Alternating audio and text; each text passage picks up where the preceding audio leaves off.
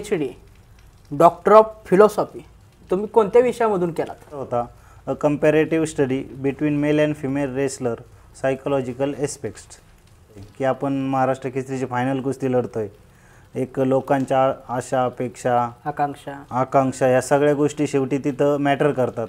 स्टार्टिंगलाच विजय भाऊ चौधरी यांनी I think 20 सेकंदामध्येच first attack मारला आणि तिथे माझे 3 पॉईंट गेले. मला एक सांगा, तुम्हाला असं कधी वाटलं की बाबा आता आपण कुस्ती थांबवावी आणि थोडं टर्न घ्यावं, आणि हा टर्न पैलवानांना कसं सांगताल तुम्ही, म्हणजे टर्न घ्यायला पाहिजे बाबा किंवा नाही, कसं मार्गदर्शन करताल तुम्ही? कारण बघतोय आपण बरेचसे पैलवान, बरेचसे स्किल्स आहेत त्या पैलवानाकडं, पण काही त्यांना कुस्ती क्षेत्रात तेवढं यश मिळत नाही, पण ते स्किल त्यांनी काय करतात की कंटिन्यू प्रॅक्टिस करत राहतात. त्यांना यश मिळत नाही, इंजुरी होतात, बऱ्याचशा गोष्टी होतात, ते स्किल मागं पडते, ती झाकून जाते. शेवटी पैलवान निवृत्त होतो, रिटायरमेंट घेतो. मग त्याला कळतं की बाबा आपण ती गोष्ट वेळेस टर्न घेतली असती, ती गोष्ट केली असती तर ती साध्य झाली असती. आपण काहीतरी चालू असतो त्या विविध क्षेत्रात म्हणा, कोणते ते स्किल कौशल्य वापरून ते वेळ निघून गेल्यावर पैलवानांना म्हणजे कळतं. त्याबद्दल ते वेळेस टर्न घेणे कुस्ती क्षेत्रातून, त्याबद्दल तुम्ही कसं मत मांडता? कारण तुम्ही पण तेच केलात. यशस्वी होण्यासाठी 3 मार्ग सांगा आपल्या खेळाडूंना. की भविष्यामध्ये आम्ही तुमचा इंटरव्ह्यू घेऊन तुम्ही समाजापुढे कसं संघर्ष करत आत्तापर्यंत पोहोचलाय, हा तुम्ही तुमचा जीवनपट मांडावा ही माझी पहिली अपेक्षा आहे. हे काम खूप मोठं आहे, याचे खरंच मानन तेवढे तुमचे आभार खरंच कमी आहे. लोकांना एवढं सांगू इच्छितो की तुम्ही जे आत्ता काम करताय खरंच अविस्मरणीय आहे, म्हणजे हे विसरण्यासारखं नाही आहे. खूप महान काम करता हे. कारण नमस्कार मंडळी, मी कुस्ती प्रवर्तक पैलवान सुशांत सुधाकर गवळी आपलं सहर्ष स्वागत करत आहे आपल्या ऑफिशियल हक्काच्या चॅनलवर. तसेच महाराष्ट्रातील पहिले चॅनल जे की पैलवानांना वस्ताद मंडळींना समोर आणायचं काम करते, अशा चॅनलवर आपलं सहर्ष स्वागत करत आहे मी. आज आपण पैलवान डॉक्टर सचिन येलबर उपमहाराष्ट्र केसरी यांना भेटणार आहोत, जाणून घेणार आहोत. एक पैलवान ते डॉक्टर ऑफ फिलॉसॉफी अर्थातच PhD त्यांनी केली, कसे केले, काय केले असं त्यांचा जीवन प्रवास आपण जाणून घेणार आहोत त्यांना भेटून. आणि कुस्ती क्षेत्र असेल, कुस्तीचा प्रवास असेल, पुन्हा शैक्षणिक क्षेत्र असेल, त्यांनी दोन्ही क्षेत्र गाजून सोडलेले आहे. आज त्यांना आपण भेटणार आहोत, जाणून घेणार आहेत. तोपर्यंत व्हिडिओ लाईक करा, शेअर करा. जय हिंद.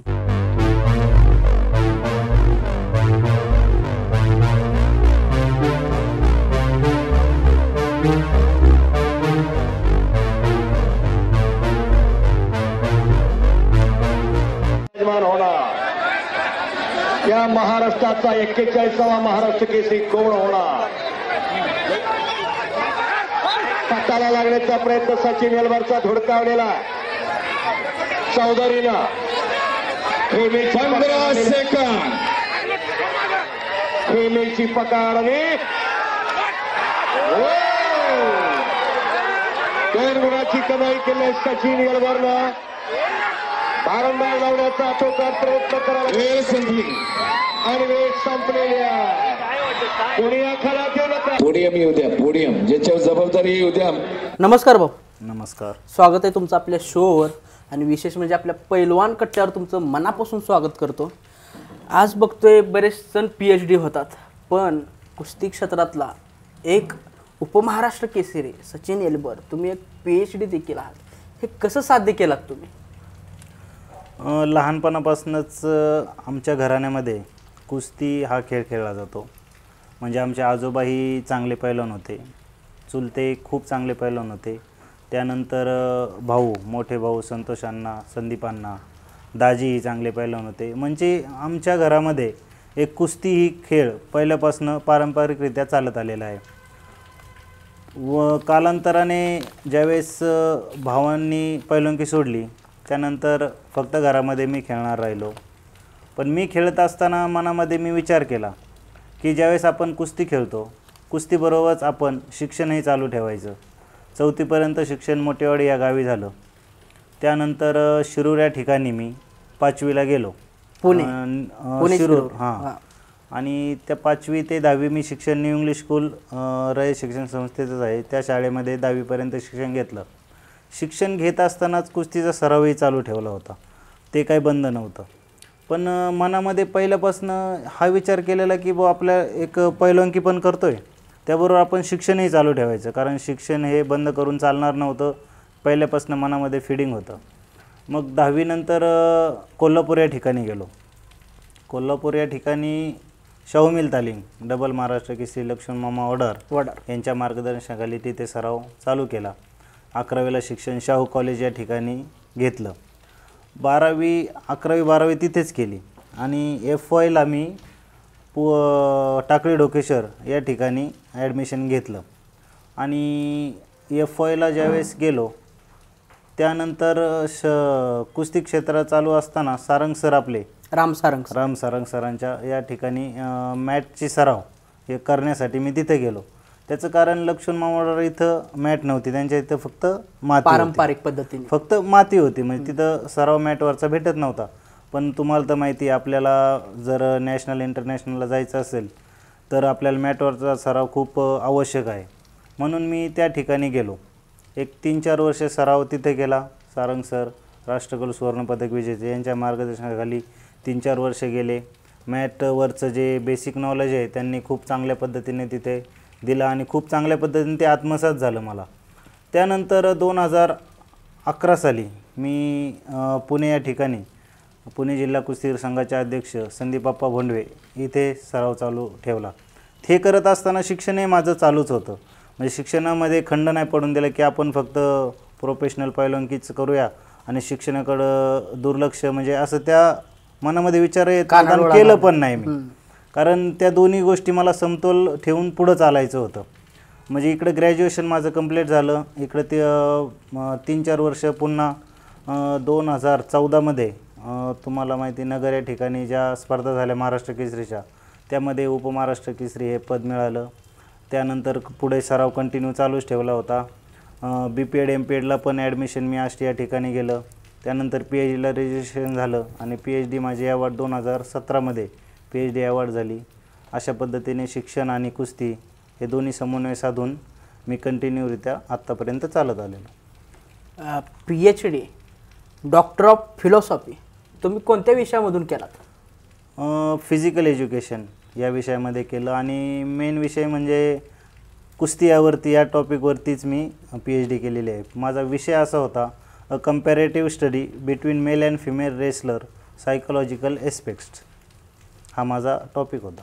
त्या शिक्षणाबद्दल थोडं स्पष्टीकरण द्या की जेणेकरून हे स्पष्टीकरण म्हणा किंवा मार्गदर्शन म्हणा हे आपल्या येणाऱ्या पैलवानासाठी म्हणा किंवा जे कुस्ती या विषयावर PhD डॉक्टर ऑफ फिलॉसॉफी करू इच्छितात त्यांच्यासाठी हे मोलाचं ठरेल.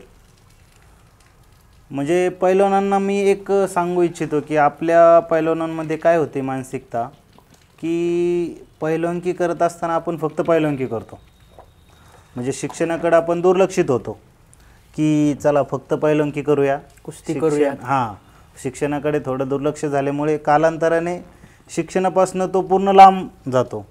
आणि मग नंतर एक समजा चांगला लेवलचा जरी पैलवान झाला तरी जर शिक्षणाचा अभाव असेल तर त्या ठिकाणी त्याला उच्चरित्या पदवी किंवा एखादा क्लास 1 अधिकाऱ्याची जर पोस्ट द्यायची असेल तर देऊ शकत नाही, कारण तो त्या क्रायटेरियामध्ये बसत नाही.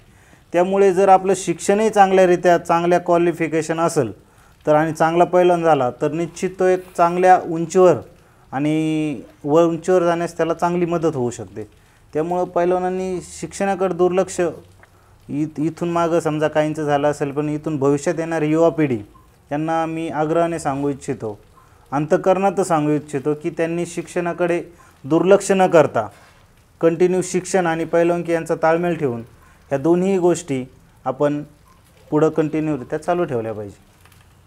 तुम्ही 2014चे उपमहाराष्ट्र केसरी आहात, त्या संदर्भात फायनलला गेलात तुम्ही, निराशा म्हणा किंवा अशी दाटली नाही का? कारण एक कुस्ती जर काढली असती तुम्ही तर नक्कीच जरा त्यावेळेस जरा म्हणजे थोडं वेगळंच पाहायला मिळालं असतं. 2014 सालचं अधिवेशन, 2014 साली मी दिल्ली येथे प्रॅक्टिस केलेली, खूप चांगल्यारीत्या प्रॅक्टिस झाली होती आणि जांताराजा या ठिकाणी शेवटी खूप चांगल्या पद्धतीने प्रॅक्टिस आपण करून घेतली होती. निश्चितच त्या वर्षी ज्या फिटनेसवरून असं वाटत होतं की आपण ती गोष्ट जी मनामध्ये ठेवलेली आहे ती याची होईल, चीज होईल. पण शेवटी कसं असतं, शेवटी काही नशिबाचा भाग असतो. आपल्या प्रारब्धामध्ये काय लिहिलं आहे आपल्याला माहीत नसतं, मग प्रयत्न करणं हे आपलं काम असतं.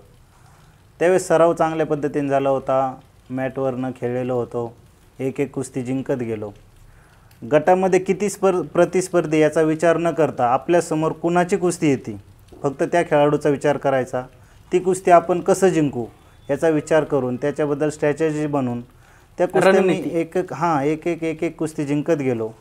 आणि फायनलला विजय भाऊ चौधरी जे आता DYSP आहेत, ट्रिपल महाराष्ट्र केसरी झालेत, ते जेव्हा पहिल्यांदा महाराष्ट्र केसरी आले तेव्हा आमचीच फायनल झालेली.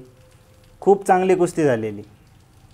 पण त्यावेळेस फायनलला एक मनामध्ये दडपण असतं की आपण महाराष्ट्र केसरीची फायनल कुस्ती लढतो आहे. एक लोकांच्या आशा, अपेक्षा, आकांक्षा या सगळ्या गोष्टी शेवटी तिथं मॅटर करतात. मग एक माइंड एक डिप्रेशनमध्ये जातं. पण शेवटी अपेक्षांचं ओझं घेऊन खेळताना निश्चितच काय होतं हे त्यावेळेस मी अनुभवलं. कारण खूप कठीण, एक 6 मिनटं जरी असले खूप कठीण गेले. पण मॅटवरती गेल्यानंतर थोडं प्रेशर रिलीज झालं की शेवटी तिथं मैदानात उतरल्यानंतर आपलं जे प्रेशर असतं माइंडवरती ते रिलीज होतं. पण एक 3 मिनटं झाली, ती कुस्ती तुम्ही सगळ्यांनी पाहिलेलीच आहे. शेवटच्या काही सेकंदामध्ये थोडं कुस्तीचा आलटपलट होईल असं वाटत होतं. शेवटी टाईम संपला. पण मनामध्ये आनंद की दुःख हे कळत नव्हतं, कारण त्या क्षणी मी एक उपमहाराष्ट्र केसरी झालेलो आणि महाराष्ट्र केसरी हारलो म्हणून एक दुःख पण मनामध्ये होतं.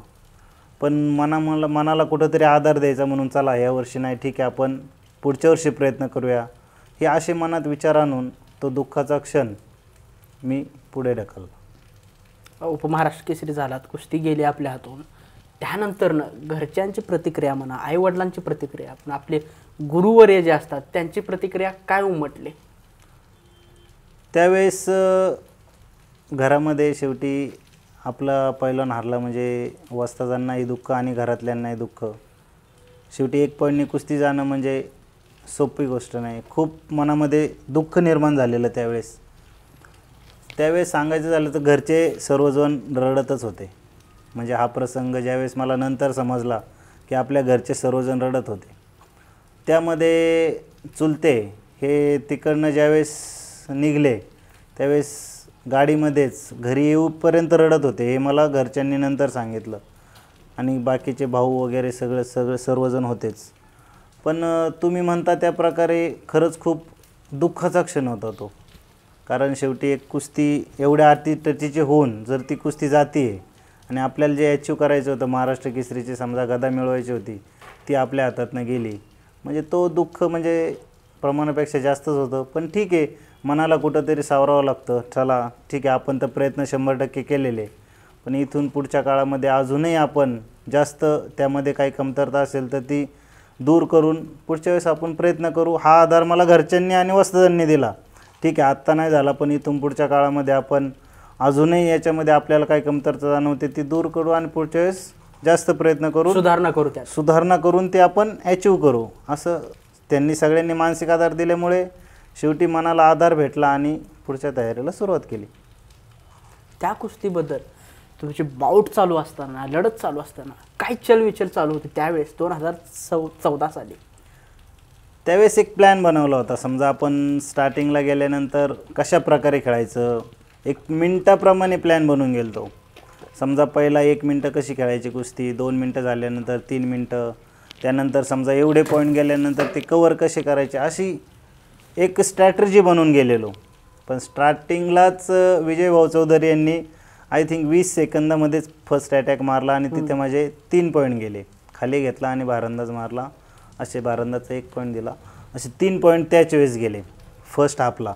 असे 3-0ने पहिला हाफ चालू होता. थांबवतो तुम्हाला. 3 पॉईंट गेले तुमचे, मग प्रेशर अजून वाढलं असेल, तुमचं दबाव अजून वाढला असेल? हो, 100%. 3 पॉईंट एकदम जाणं आणि एवढे प्रतिस्पर्धी तुल्यबळ होते. 3 पॉईंट कव्हर करणं म्हणजे खूप अवघड. मग त्यामध्ये मनामध्ये थोडं की एक पॉईंट गेल्यानंतर माणसाला आधार असतो की 1 पॉईंट आपण कव्हर करू शकतो, पटकन एक मिनिटाच्या आत कव्हर करू शकतो. 3 पॉईंट जाणं म्हणजे 3 पॉईंट घेणं खूप कठीण गोष्ट आहे. मग त्यावेळेस मनामध्ये थोडं घबराट निर्माण झाली असं म्हणावं लागेल. पण कुठेतरी एक आत्मविश्वास पण होता.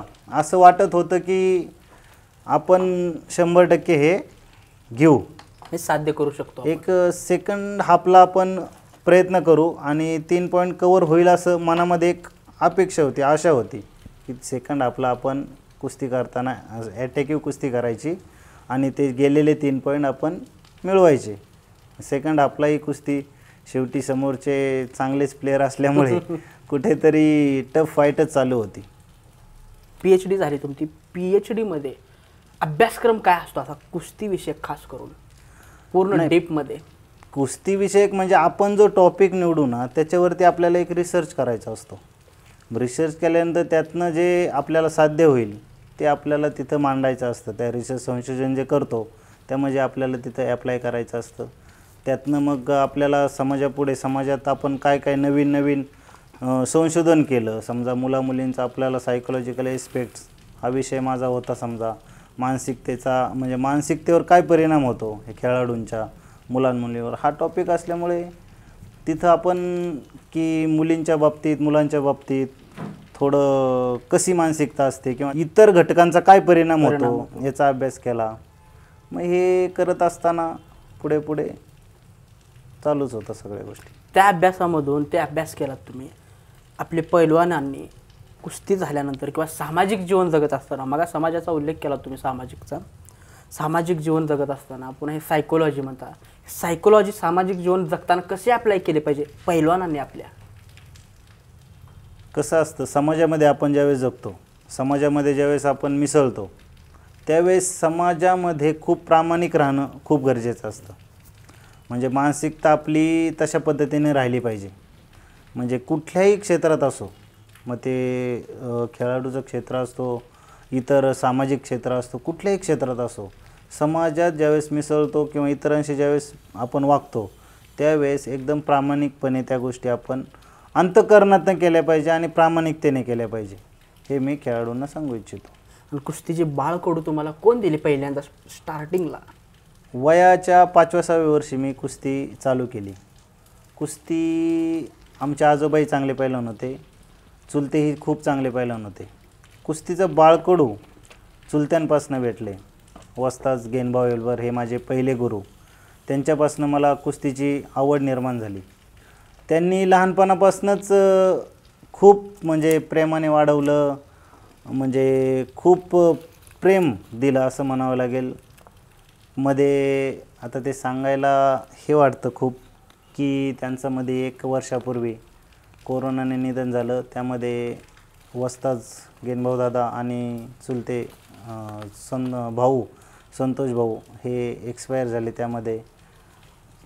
पण कुस्ती ज्यावेळेस मी 5व्या-6व्या वर्षी सुरू केली, असं घरचे सांगायचे मला की त्यावेळेस खूप लहान होतो, त्यावेळेस आखाड्याला वगैरे मला घेऊन जायचे. त्यावेळेस त्यानंतर मी आखाडे करत करत करत, वडील भाऊ पण पुण्यामध्ये पैलवान होते, चांगल्या पद्धतीने कुस्त्या करायचे. मग दादा मला काय करायचे, आखाड्याला मैदानाला वगैरे घेऊन जायचे. तिथे गेल्यानंतर मी लहान मुलांच्या कुस्त्या लहान मुलांशी खेळून खेळून पुढे 10वी-11वी नंतर 10वी नंतरच मी डायरेक्ट कोल्हापूरला गेलो. तोपर्यंत शिरूर या ठिकाणी मी सराव चालू ठेवला होता. तिथे संतोष अण्णा आणि वस्ताद चुलते गेनभाऊ दादा हे सराव घ्यायचे कंटिन्यू. शिक्षण आणि कुस्तीचा तिथंच मी सराव चालू ठेवला. 9वीला माझं 42 किलोमध्ये राज्याला सेकंड मेडल बसलं. पण कधी मॅट्स फक्त तिथं शिरूरमध्ये मोठी तालीम या ठिकाणी फक्त मातीवर कुस्ती व्हायची, मॅटवरचा सराव तिथं भेटत नव्हता. पण तरी पण राज्याला तिथं सेकंड मेडल बसलं. त्यावेळेस मनामध्ये कुठंतरी आशा निर्माण झाल्या की पुढं जाऊन आपण मोठी गोष्ट अचीव करू शकतो. त्यामुळे पुढं एक आत्मविश्वास वाढला आणि पुढच्या तयारीला सुरुवात केली. कोल्हापूरमध्ये गेलात तालमीत, तिथं तुमची दिनचर्या कशी चालायची? सकाळी 4:30च्या आसपास आम्ही उठायचो. 4:30ला उठल्यानंतर फ्रेश वगैरे होऊन सपाट्या वगैरे उठल्या सपाट्या चालू करायचो. सपाट्या झाल्यानंतर रनिंगला जायचो. रनिंगवरून आल्यानंतर मॅट एक्सरसाइज म्हणजे PT वगैरे व्हायची. त्यानंतर जे समजा आपलं प्रत्येक दिवशी वेगळं शेड्यूल होतं. मग शेड्यूल कधी जिमचं असेल, कधी पार्टनर एक्सरसाइज असेल, कधी क्रॉस कंट्री असेल, असं प्रत्येक दिवसाचं शेड्यूल वेगळं होतं. प्रॅक्टिस झालं. हां, ते प्रत्येक दिवसाचं शेड्यूल त्यानुसार बनवलेलं होतं. नंतर समजा कॉम्पिटिशन जवळ आल्यानंतर 10 वाजता हे 3 टाईमचं प्रॅक्टिस ते शेड्यूल एक होतं. ते म्हणजे कधी हौदा करणे, कधी टेक्निक प्रॅक्टिस करणे, कधी मध्येच बाऊट व्हायचे, म्हणजे असं वेगवेगळं शेड्यूल बनवलं होतं. त्यानंतर 11 वाजता जेवण वगैरे, त्यानंतर 12-12:30 वाजता झोपणे, 3:30ला उठून बैठक्या वगैरे व्हायच्या, त्यानंतर पुन्हा मॅटवरती एक्सरसाइज, बाऊट वगैरे व्हायचे. त्यानंतर संध्याकाळी कुठे जिमला जा, कुठे काय, हे शेड्यूल प्रत्येक दिवशी वेगळं शेड्यूल बनवून आम्ही सराव करायचो. पैलवानाच्या आयुष्यात बराचसा डाऊनफॉल येतो. कधी कधी इंजुरी असेल, कधी कधी काही आर्थिकदृष्ट्या असेल, काही ना काही अशा अडचणी येतात बऱ्याचशा पैलवानला. मग त्यामुळे पैलवान कुठेतरी नैराश्यामध्ये जातो, डिप्रेशनमध्ये जातो. त्याला पैलवानांनी कसं हाताळलं पाहिजे, कसं हँडल करायला पाहिजे त्या सिच्युएशनला, जेणेकरून दबावाखाली न जाता पैलवानाने नव्यानं सुरुवात केली पाहिजे. कुस्तीची असू देत किंवा अन्य क्षेत्रात असू देत. कुस्तीतला इंजुरी हा अविभाज्य घटक आहे. म्हणजे इंजुरी ही कुस्तीमध्ये जवळजवळ 99% मुलांना होतेच असं म्हणावं लागेल. 1% मुलांना नशिबाने होत नाही. फक्त 99% मुलांना इंजुरी जवळजवळ होतेच. मग इंजुरी झाल्यानंतर काय, तर इंजुरी झाल्यानंतर खचून न जाता ती इंजुरी कशी रिकव्हरी करू, चांगल्या डॉक्टरांच्या मार्गदर्शनाखाली ती इंजुरी रिकव्हरी करायची, त्या इंजुरीला वेळ द्यायचा, म्हणजे रिकव्हरी झाल्यानंतरच आपण सरावाला सुरुवात करायची. पण आपल्या खेळाडूंचं कधी कधी काय होतं आहे, इंजुरी एक 50-60% रिकवर होती, त्यानंतर आपण सराव लगेच घाई करतो, चालू करतो, लगेच सराव चालू केल्यानंतर ती इंजुरी पुन्हा होते. ती इंजुरी एकदा पुन्हा डबल झाली की ती इंजुरी मग पुन्हा कवर व्हायला खूप दिवस जातात किंवा कवरही होत नाही.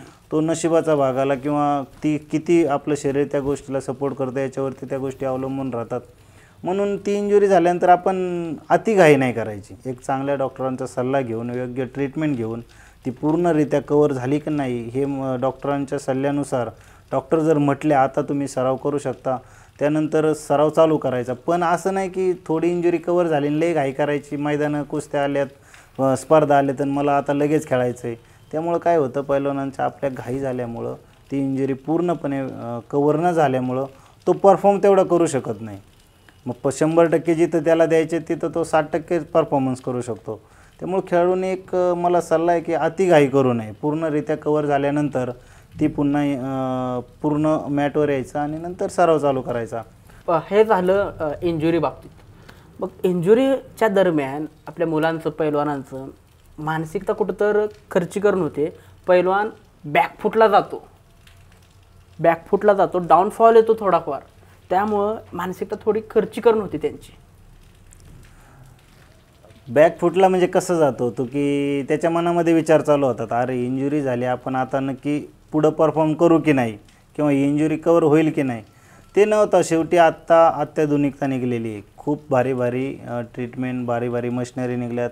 डॉक्टर खूप चांगले आहेत, योग्यरित्या प्रोफेशनलरित्या आपल्याला जे मार्गदर्शन करतात खूप चांगल्या पद्धतीने. त्यामुळे इंजुरी झाल्यानंतर कुणी घाबरून न जाता किंवा डिप्रेशनमध्ये न जाता ती इंजुरी 100% कवर होईल या आत्मविश्वासाने ती ट्रीटमेंट पुढं चालू ठेवायची.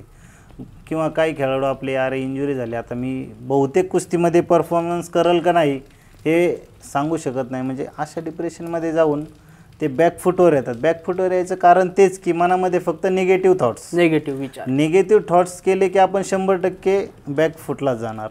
त्यामुळे निगेटिव्ह न विचार करता 100% आपण कवर होऊ आणि पुन्हा कमबॅक करू या विचार करून ती रिकव्हरी कशी होईल याचा विचार करून पुढं ती ट्रीटमेंट घेऊन चांगल्या डॉक्टरांच्या सल्ल्याने पुन्हा कमबॅक आपण करू शकतो. तुम्ही, मला तर वाटते इवन कोणत्याही वजन गटात न खेळता सर्व ओपनलाच तुम्ही सलग एक 10-12 वर्ष तर सलग ओपनलाच खेळलात. 13 वर्ष ओपनलाच खेळलात तुम्ही.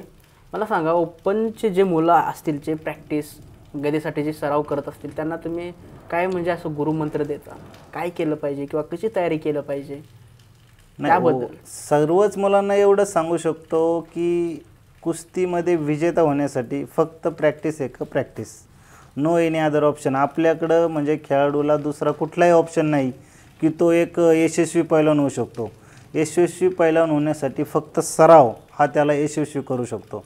म्हणजे आता दुसरा कुठलाही मार्ग नाही की तो आराम करून झोपून एक त्याने यश प्राप्त केले, असं होऊ शकत नाही आहे. त्यामुळे महाराष्ट्रातील किंवा आपल्याला शेवटी पैलवानकी आपली महाराष्ट्रापुरतीच मर्यादित नाही आहे. त्यामुळे सर्व खेळाडूंना एवढं सांगू शकतो की सराव एकच सराव आणि येणे आदर आपल्याला शॉर्टकटरित्या जे आता सध्या चालू आहे वातावरण, शॉर्टकट न वापरता आपण फक्त कष्ट करून त्या गोष्टी कशा अचीव होतील हे पाहिलं पाहिजे. सरावापुढे दुसरा कुठलाही ऑप्शन नाही एवढंच मी सांगू इच्छितो. प्रिपरेशनच्या टायमाला, तयारीच्या टायमाला तुम्ही स्पर्धेच्या कॉम्पिटिशनच्या डाएट काय असायचं तुमचा, खुराक काय घेत होतात असं तुम्ही? खुराक आपला नॅचरली खुराक जे दूध असेल, समजा फूड सप्लिमेंट्स मी घेत होतो. फूड सप्लिमेंट्स वगैरे समजा प्रोटीन वगैरे असेल ते मी खात होतो. शेवटी ते काय सगळ्याच गोष्टी म्हणजे त्याचे साईड इफेक्ट्स नव्हते, चांगले सल्ल्याने ते मी घेत होतो. पण बाकी नॅचरली जे मटण असेल, दूध असेल, तूप असेल, बाकी पालेभाज्या वगैरे असेल, फ्रूट्स चांगले फ्रूट्स म्हणजे जसे सिजनेबल फ्रूट्स असतील, चांगले ज्यूस, अशा प्रकारचं डाएट नॅचरल डाएट त्यावेळेस मी घ्यायचो. पण पहिल्यांकीत माझं वजन कधी 92-93च्या वरती गेलं नाही.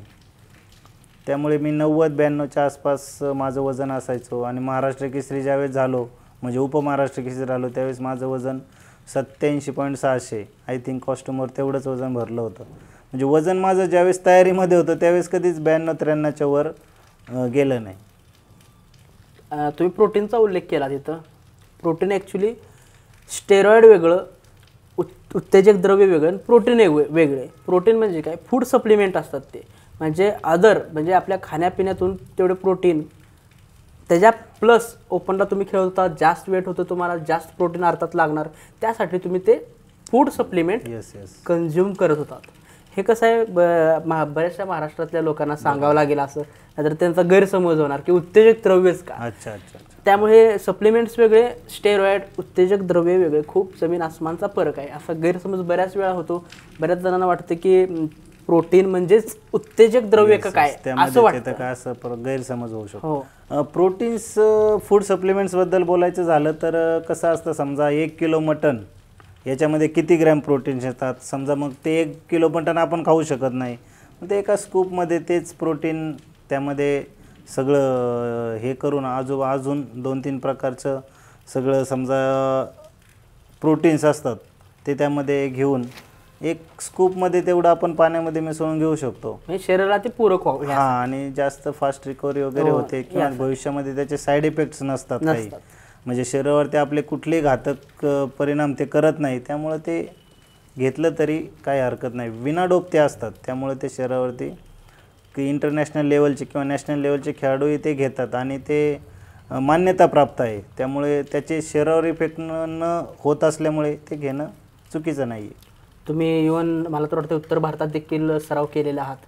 हो. उत्तर भारतामध्ये जास्त करून तिथेच पैलवान का बरं घडतात असेल? आपल्याकडं पण आहे, पण थोडे काय तर सोयीसुविधा कमतरता आहे असं तुम्हाला वाटतं का?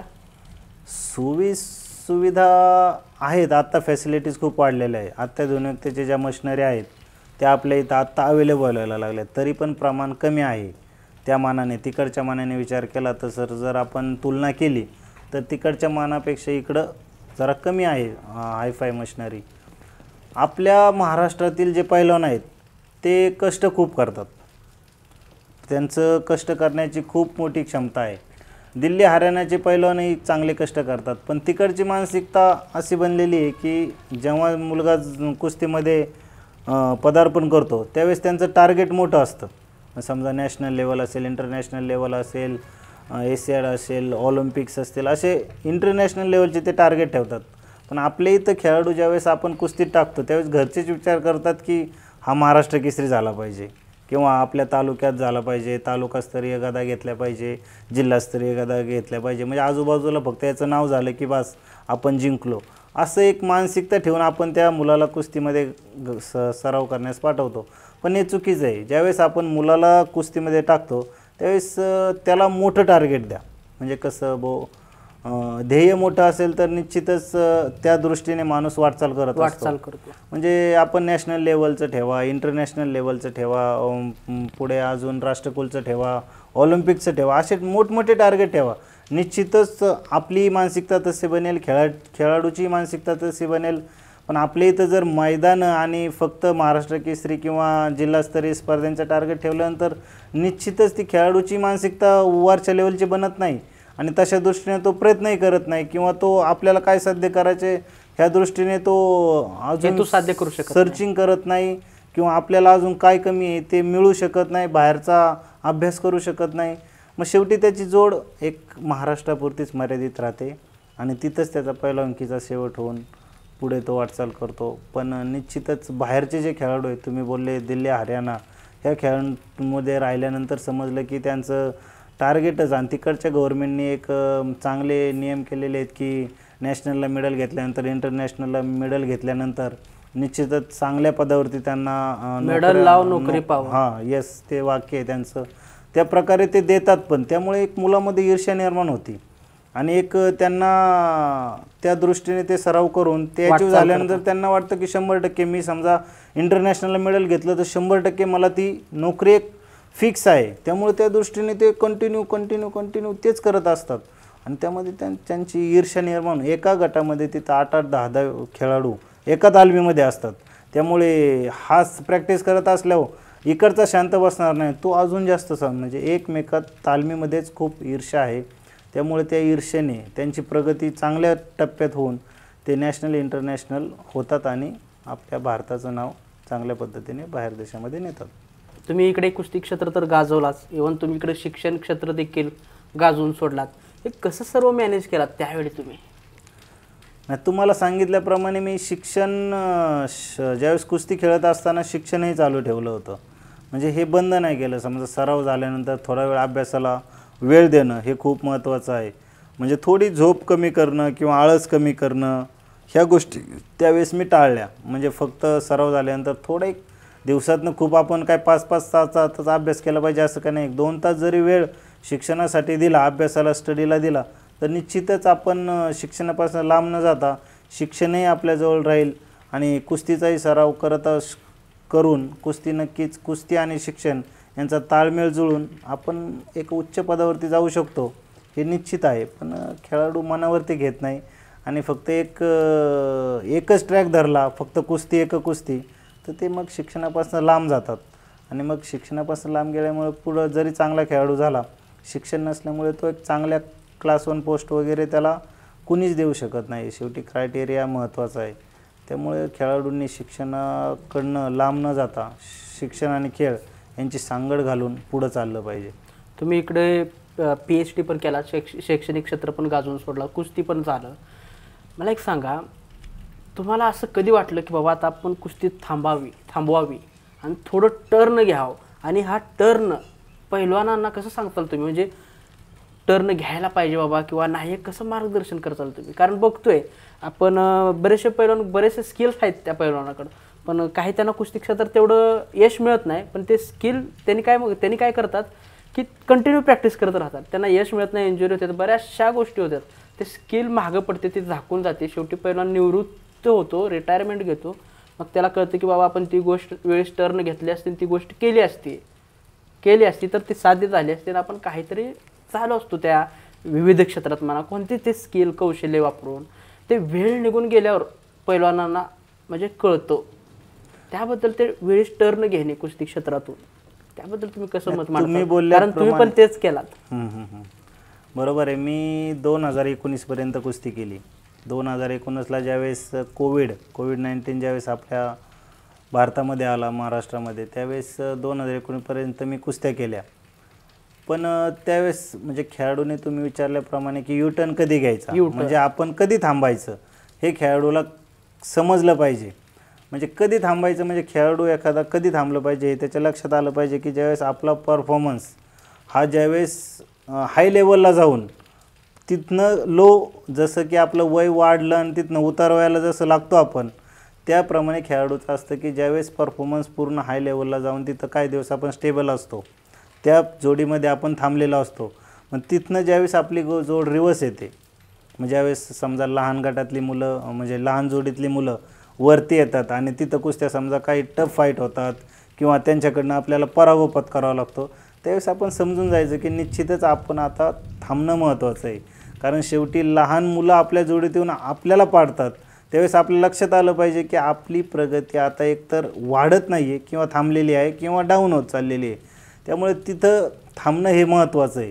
जर तिथं अपयश सारखं येत असेल तर निश्चितच त्याने थांबणं महत्त्वाचं आहे, किंवा तिथं त्याला अपयशाला घाबरून न जाता अजूनही जर त्याने त्याच्यामध्ये क्षमता खरंच असेल, वाटत असेल, ते मी 100% अजून खूप कष्ट करून जर वाढू शकत असू, तो प्रयत्न करणे खूप महत्त्वाचं आहे.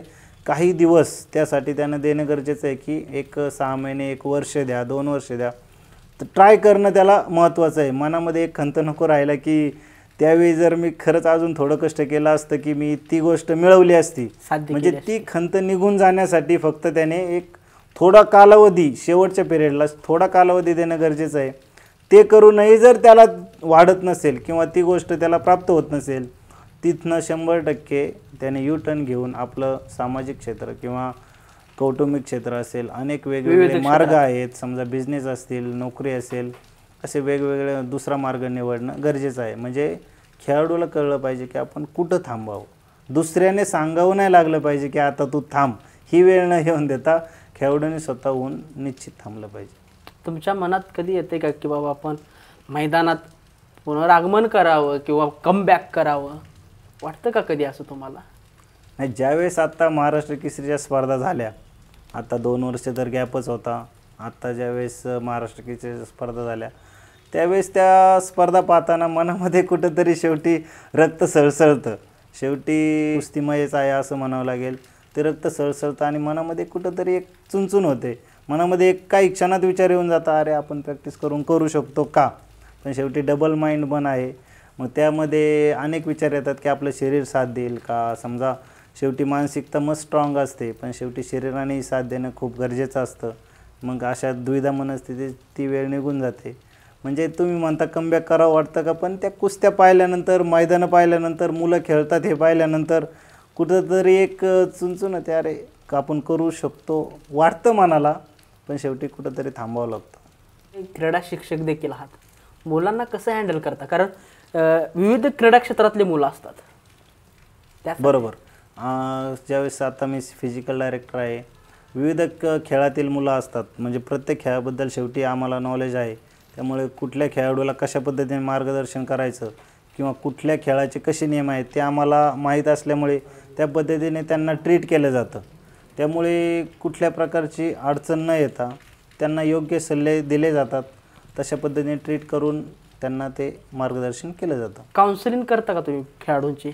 समुपचार देता का, काउन्सिलिंग करता का, जेणेकरून विविध क्षेत्रात मुलं येतात, थोडं म्हणजे हात जिथं चाललेले असते क्रीडा क्षेत्रात, जे मुलं हरतात जरा ते थोडं डिप्रेशनमध्ये जातात, त्यांना तुम्ही समुपचार करता का, काउन्सिलिंग करता का जवळून घेऊन? हो, 100% ते करावंच लागतं. कारण ते कोचेच क्रीडा मार्गदर्शकाचं काम आहे की खेळाडू हरल्यानंतर त्याची मानसिकता काय असते हे शेवटी आम्ही त्या खेळातनं गेलेलो आहे. त्या जीत पराजय शेवटी आम्ही स्वीकारलेले आहे. मग त्यामुळे त्या खेळाडूची मानसिकता काय असते हे आम्हाला चांगल्या प्रकारे माहिती आहे. त्यामुळे खेळाडू हरल्यानंतर त्याला त्यातनं कसं बाहेर पडायचं हे त्याला सांगितलं जातं की ठीक आहे, आत्ता हरल्यानंतर आपल्याला यातनं बाहेर पडून भविष्यात आपण पुढं स्पर्धा आहेच ना, एका स्पर्धेने थोडंही आपल्याला हे करिअर संपलेलं आहे, आपल्याला भविष्यामध्ये खूप स्पर्धा आहेत. त्यामुळं आत्ता आपण कुठं कमी पडलो. खेळाडूने जिंकलेली कुस्ती जास्त वेळ न पाहता हरलेली कुस्ती जास्त वेळ पाहायची. म्हणजे आपण खेळाडू जिंकलेली कुस्ती कंटिन्यू पाहतो, अरे मी जिंकलोय, मग ती 10 वेळा 50 वेळा, पण त्याच्या चुका लक्षात येत नाही, कारण तिथं चूक झालेली नसते. झालेली असते तरी त्याच्या लक्षात येत नाही, कारण तो जिंकलेला असतो. पण हरल्यानंतर तिथं चुका ज्या झाल्या त्या दुरुस्त करणं खूप महत्त्वाचं असतं. त्यामुळे खेळाडूला आम्हाला प्रत्येक वेळेस जिंकल्यानंतरही खेळाडूने खूप उत्साहित होऊन किंवा ओव्हर कॉन्फिडन्सने वागून जमत नाही. कारण आत्मविश्वाससुद्धा खेळाडूला घातक ठरतो. ओव्हर कॉन्फिडन्स आपण ज्याला म्हणतो तो सुद्धा घातक ठरतो. कारण ओव्हर कॉन्फिडन्सने अनेक खेळाडू हे पराभूत झालेले आहेत, हे आपण इतिहासात पाहिलेलेच आहे किंवा प्रत्यक्षात आपण मैदानात पाहतो, स्पर्धेत पाहतो. आत्मविश्वास झाला की आपण कुठेतरी चुका करतो घाईघाईमध्ये, ते न होऊन देता. त्यामुळे खेळाडूची मानसिकता स्टेबल कशी राहील ह्याच्याकडे आम्हाला लक्ष देऊन त्याला त्या पद्धतीने मार्गदर्शन करावं लागतं. तुमचा काही झालं का ओव्हर कॉन्फिडन्स असा कोणत्या स्पर्धेत म्हणा किंवा मैदानात म्हणा, झाले का असा काही किस्सा प्रसंग वगैरे? नाही, ओव्हर कॉन्फिडन्सने मी कधी मैदानात उतरलोच नाही. कारण माझे चुलते गेनभाऊ दादा, वस्ताद आप्पा हे काय सांगायचे की समोरचा खेळाडू हा लहान असो किंवा खूप मोठा असो हे मनामध्ये कधीच नाही आणायचं. मग तो खेळाडू लहान जरी असला तरी तो आपला प्रतिस्पर्धी म्हणून आपण त्याच्याबरोबर खेळायचं असतं. आणि खेळाडू खूप मोठा असला तरी त्या पद्धतीने त्याला खूप मोठा समजायचं आणि मग त्याच्यावर खेळायचं. असं नाही की तो आपल्या जोडीतच आहे, तो 100% चांगला आहे ह्या उद्देशाने त्याच्याबरोबर खेळायचं. म्हणजे तो लहान आहे म्हणून आता उड्या मारीत जायचं आणि मी आता याला पाडतो आणि लगेच बाहेर येतो असं मनामध्ये नाही आणायचं. शेवटी तोही चांगला प्लेयर असतो, त्यामुळं तर तो आपल्यासमोर उभा असतो. आणि मोठा प्लेयर असतो तोही आपल्याच जोडीत येऊन तिथं आपल्याबरोबर खेळतो आहे म्हणजे तो आपल्याच जोडीत आला असं समजायचं आणि खेळायचं. मनामध्ये एक लो विश्वास म्हणजे कमी विश्वासानेही उतरायचं नाही आणि आत्मविश्वासानेही उतरायचं नाही, ही मानसिकता ठेवून मी कायम मैदानात किंवा स्पर्धेत उतरायचो. गुरुवर्यांबद्दल, आईवडिलांबद्दल तुम्ही कसं मत मांडचाल? तुमच्या गुरुवर्य असतील, तुमचे आईवडील असतील, त्यांच्याबद्दल तुम्ही कसं मत मांडचाल? आईवडील आणि घरचे यांनी मला आत्तापर्यंत कधीही कशाची कमतरता भासून दिलेली नाही. म्हणजे परिस्थिती जरी पहिली काही नाजूक असेल त्यावेळेस घरच्यांनी आईवडिलांनी हे कधीही पैशाचे म्हणजे आपण सरळ सांगायचं झालं तर पैशाची कमतरता कधीही भासून दिली नाही. ते तिकडं काही करतील पण मला वैयक्तिक पैसे देतील. मग सर्वच घरचे त्यामध्ये आले. गुरूंबद्दल बोलायचं झालं तर गुरूंबद्दल खूप प्रेम, अभिमान मला पहिल्यापासून होता आणि गुरूंबद्दल अभिमान हा पाहिजेच. त्यांच्याबद्दल प्रेम हे खेळाडूच्या मनामध्ये पाहिजेच. मग त्या प्रकारे मी गुरूंबद्दल कायम आदर आणि प्रेम मनामध्ये ठेवून त्यांच्या मार्गदर्शनाखाली सराव केला. म्हणजे आमचे गुरु संदीप अप्पा भोंडवे असतील, मंगलदास अप्पा बांदल असतील, सारंग सर असतील किंवा लक्ष्मण मामा ओडार असतील, यांच्याबद्दल कायम प्रेम मनामध्ये ठेवलं. कारण शेवटी आपल्या जीवनाला आकार देण्याचं काम हे तेच करतात. आपण एक चिखलाचा गोळा असतो, शेवटी ते त्याला आकार देण्याचं काम करतात. त्यामुळे आपलं जीवन तेच घडवणार असतात. घरचे आणि गुरु वगैरे हे सर्व आपलं जीवन घडवत असतात. त्यामुळं त्यांच्या प्रती हे आपल्या मनामध्ये प्रेम कायमस्वरूपी पाहिजेच. शैक्षणिक क्षेत्रातील तुमचे कोण गुरु आहेत का, जेणेकरून आज तुम्ही PhD झालात की बाबा सचिन तू हे कर, तू ते कर, असं तुम्हाला कोण सांगितलं? शैक्षणिक क्षेत्रातले तुमचे गुरु कोण?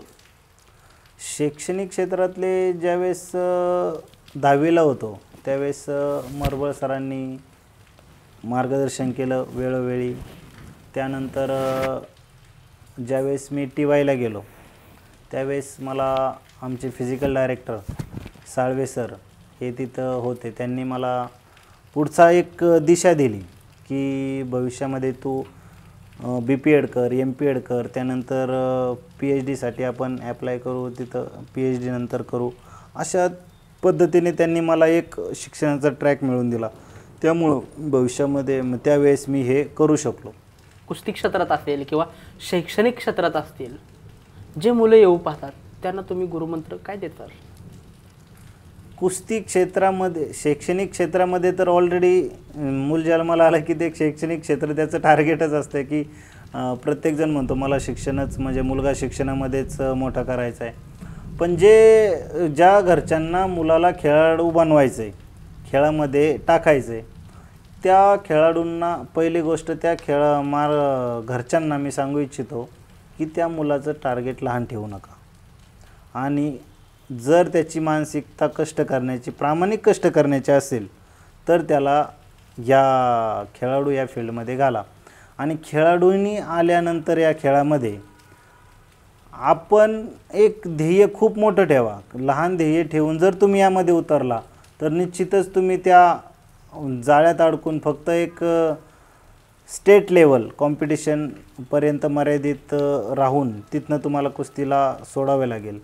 पण ज्यावेळेस तुम्ही खेळामध्ये उतरतानाच हा विचार करा की मला 100% आपल्या घरच्यांचं नाव, वस्तादांचं नाव, आपल्या महाराष्ट्राचं नाव, आईवडिलांचं नाव ह्या महाराष्ट्राबाहेरच नाही तर भारताबाहेरही न्यायचं आहे. हे मनामध्ये ध्येय ठेवा, त्या दृष्टीने सराव करा. ध्येयच तुम्ही लहान ठेवली तर निश्चितच तुम्ही प्रगती नाही जास्त करू शकणार. अब्दुल कलामांनी साहेबांनी एक वाक्य वापरले की low aim is a crime. लहान ध्येय ठेवणं हा गुन्हा आहे. लहान ध्येय ठेवूच नका, कायम मोठी ध्येय ठेवा, त्या दृष्टीने तसे प्रयत्न करा.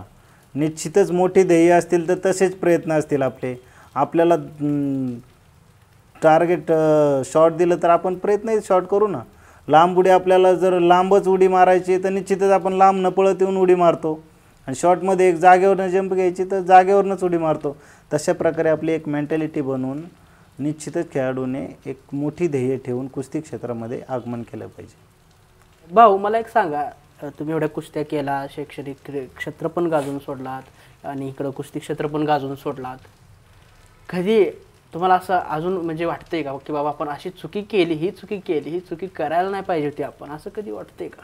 आणि काय केली असेल तर ती चुकी काय?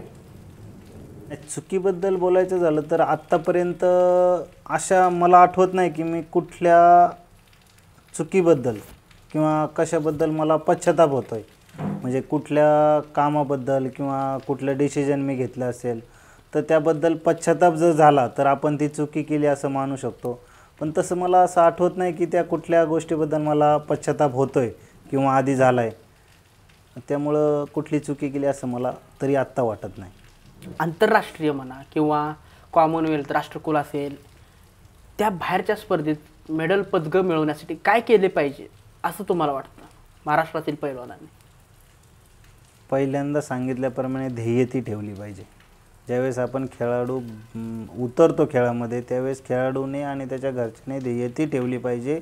फक्त ध्येय न ठेवता त्या दृष्टीने सराव केला पाहिजे.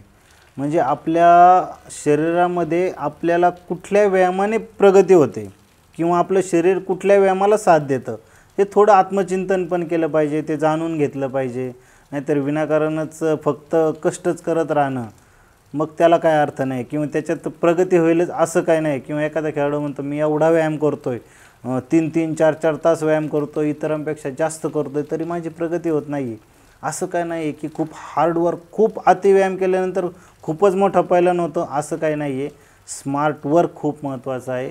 त्या दृष्टीने खेळाडूने चांगलं ज्ञान मिळून यशस्वीरित्या वाटचाल करत राहिलं पाहिजे.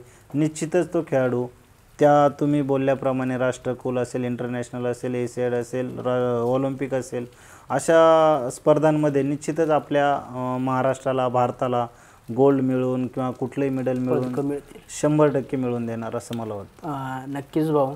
महाराष्ट्रात बघतोय आपण बरेचसे पैलवान असे पण आहेत की मैदानच खेळतात, स्पर्धात्मक तयारी करत नाहीत ते. बरोबर. त्याबद्दल तुम्ही कसं मत मांडता? नाही, आपल्या खेळाडूंची, काही खेळाडूंची, सगळ्याच खेळाडूंची नाही पण काही खेळाडूंची मानसिकता अशी बनलेली आहे की फक्त मला कुस्ती हे करिअर म्हणजे कसं व्यावसायिकदृष्ट्या पाहिलं जातं.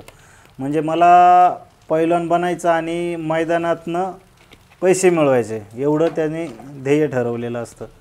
पण तसं ध्येय अशी मुलं ठरवतात की भाऊ त्यांच्या घरची त्यांचं ध्येय का ठरवतात त्याचं कारण मी सांगतो की त्या मुलांच्या घरची परिस्थिती बेताची असते. म्हणजे समजा त्या मुलांना खुराकाला पैसे जर मिळवायचे असतील तर 100% त्याला मैदानं केल्याशिवाय पर्याय नसतो. असं नाही की त्याच्या घरचे खूप त्याला पैसे देतात तरी तो मैदानं करतो, असं काय नाही. पण त्या मुलाला मजबुरी म्हणून, काही खेळाडूंना मजबुरी म्हणून मैदानं करावे लागतात.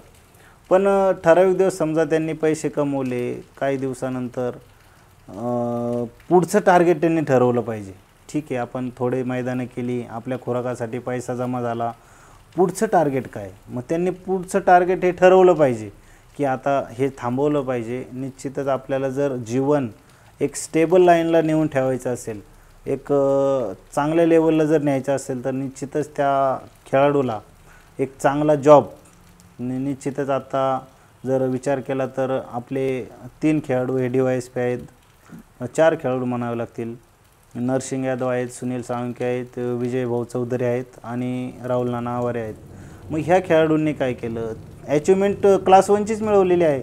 म्हणजे खेळातनं खेळाडू तिथपर्यंत जाऊ शकतो, फक्त त्याने एक ठरवलं पाहिजे 100% मला तिथं जायचं आहे. पण आपल्या खेळाडूंचं काय होतं आहे, मैदानाकडे जास्त फोकस होतं आहे.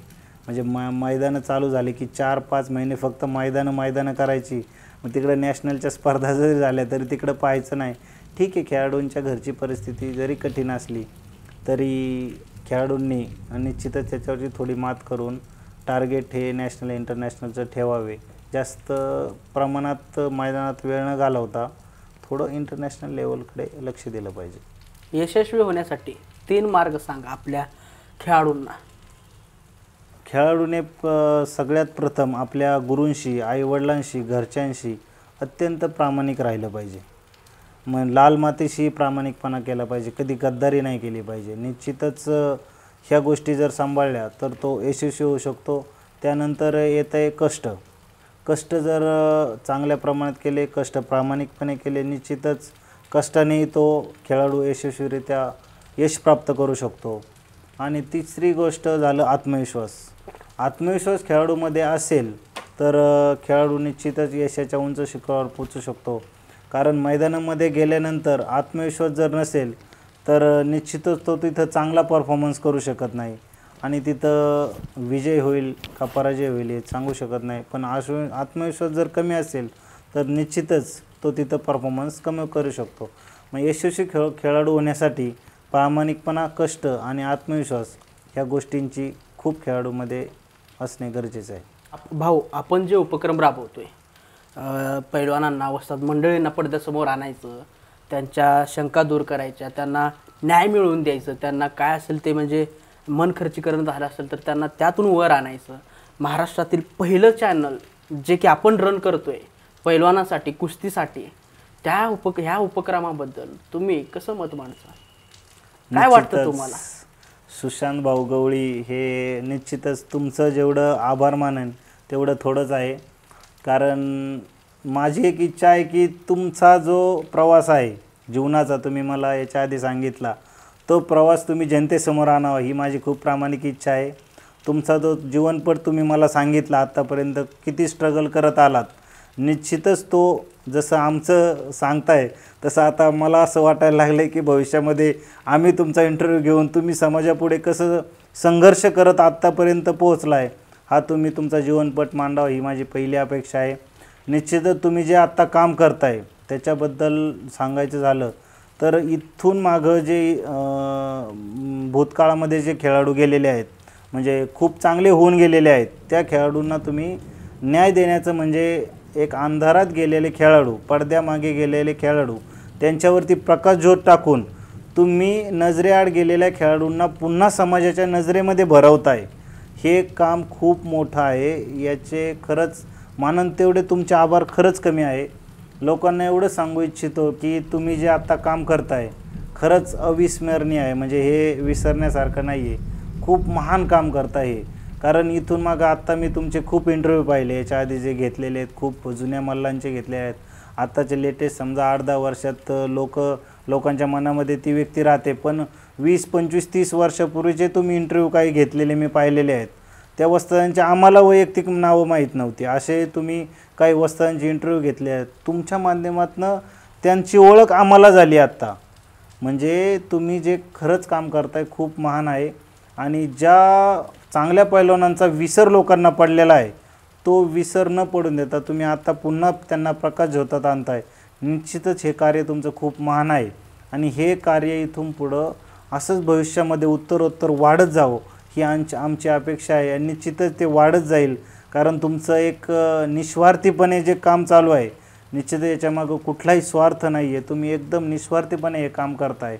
निश्चितच तुमच्या या कामाला, कर्तृत्वाला निश्चितच परमेश्वर यश देईल आणि अजूनही उत्तरोत्तर हे तुमचं कार्य, काम वाढत जावं ईश्वरचरणी मी प्रार्थना करेल. धन्यवाद भाऊ. नक्कीच तुम्ही पण एक विभूषित पैलवान आहात, विद्यावान पैलवान आहात.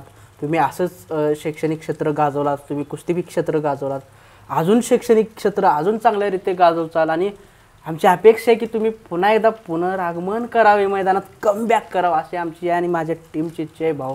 नक्कीच तुम्ही ते करचाल ही अशी अपेक्षा आम्ही उराशी बाळगतो. तो तुम्हाला भावी वाटचालीस शुभेच्छा देतो भाऊ. चला तर मंडळी, आपण रॅपिड फायर क्वेश्चनकडे वळूत.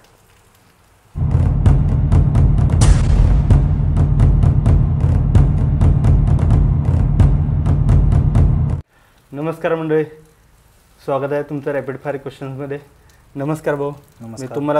मी तुम्हाला काही प्रश्न विचारतो. या प्रश्नाचे उत्तर 1-2 वाक्यात किंवा 1-2 शब्दामध्ये द्या. पहिलाच प्रश्न, तुमचा हुकमी डाव कोणता? मी ढाक हा हुकमी डाव करायचो पहिल्यापासून. तयारीच्या वेळेस तुम्ही जोर सपाट्या बैठका किती मारत होता? बैठक 700-800 व्हायची, सपाट्या 1000 व्हायच्या आणि जोर 1000 व्हायचे त्यावेळेस. हौदा तुम्ही किती वेळा उकरत होता? हौदा 2दा उकरायचो. तयारीच्या वेळेस किती बदामांची थंडाई पित होता? 100-120 बदामाची थंडाई एका टायमाला प्यायचो. अशी 2 टाईम थंडाई व्हायची. तालमीमधील एखादी विनोदी प्रसंग सांगायची.